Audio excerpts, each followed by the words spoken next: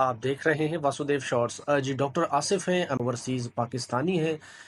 इन्होंने Richard granal से मुलाकात की है। रिचर्ड ग्रेनल वही हैं जो इलेक्शन से कबल यानी अमरीकी इंतखाबात से कबल फ्री इमरान खान के ट्वीट किया करते थे, लेकिन उसके बाद ये सिलसिला रुक गया और एक मरतबा फिर उन्होंने इमरान खान के हवाले से बात की। डॉक्टर आसिफ हैं ओवरसीज़ फोरम के। इन्होंने इनसे जब मुलाकात की, एक तो इन्होंने सवाल किया कि पाक भारत जो इस वक्त तनाज़ा चल रहा है, इसमें अमेरिका अपना किरदार अदा करे इंसानियत के लिए, क्योंकि कहीं ऐसा ना हो कि किसी भी किस्म की कोई जंग छिड़े तो वो नुकसानदेह होगी। एक तो अमेरिका से उन्होंने दरख्वास्त की है कि आप अपना असर रसूख इस्तेमाल करें, और दूसरा उन्होंने कहा कि डोनाल्ड ट्रंप के जो कॉमन फ्रेंड है इमरान खान, वो अभी भी जेल में है, तो उसकी रिहाई के लिए भी आप कुछ इकदामात करें। तो इस पर रिचर्ड ग्रेनल ने कहा है कि Donald Trump loves Imran Khan, Donald Trump Imran Khan से मोहब्बत करते हैं और उन दोनों का बड़ा करीबी रिश्ता है, और ये चीज़ मैं अपनी आंखों से एक्सपीरियंस कर चुका हूँ। और उन्होंने कहा कि हम उम्मीद करते हैं कि आइंदा आगे चलकर